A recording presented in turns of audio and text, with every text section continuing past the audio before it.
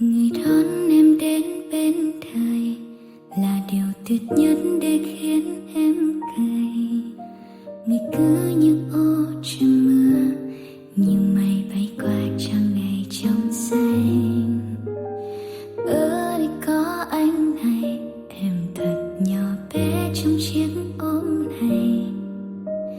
Ấm hơn chăn mà còn thơm hơn hoa mà, sao em nỡ rời xa. Rồi ta sẽ ngắm pháo hoa cùng nhau trên tầng thượng, phía bên kia dòng sông. Vẫn lời chúc ấm em cho nhau là sẽ thành đôi sau vài cái xuân. Mong trời sẽ thương em thương anh, và cho đôi mình mãi bên nhau dài lâu. Cho dù thế gian kia cuồng quay trăm bộn bề, ta vẫn không cách rời.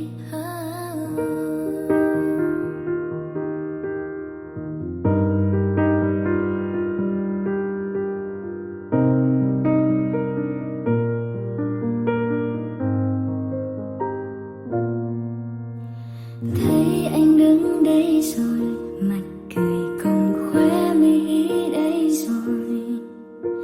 Càng đắm say thế nên em lại sợ một mai mình rời xa nhau. Anh thơm vào má em này, cho chờ cài thói nói vớ vẩn này.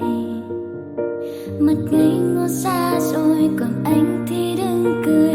Đây có phải điều tuyệt nhất? Rồi ta sẽ ngắm pháo hoa cùng nhau trên tầng thượng, phía bên kia dòng sông. Vẫn lời chúc ấm em cho nhau là sẽ thành đôi sau vài cái xuân. Mong trời sẽ thương em thương anh, và cho đôi mình mãi bên nhau dài lâu. Cho dù thế gian kia cuồng quay trăm bộn bề, ta vẫn không cách rời. Dù mãi mặt trời không chiếu sáng trên hành tinh này, thì em vẫn sẽ tìm anh bằng trái tim này.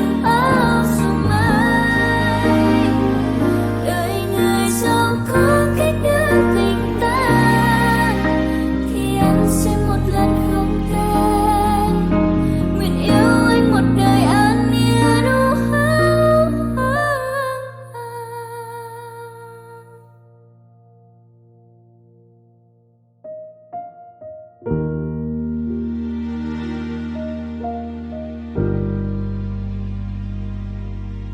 Và lời chúc ấm em cho nhau là sẽ thành đôi sau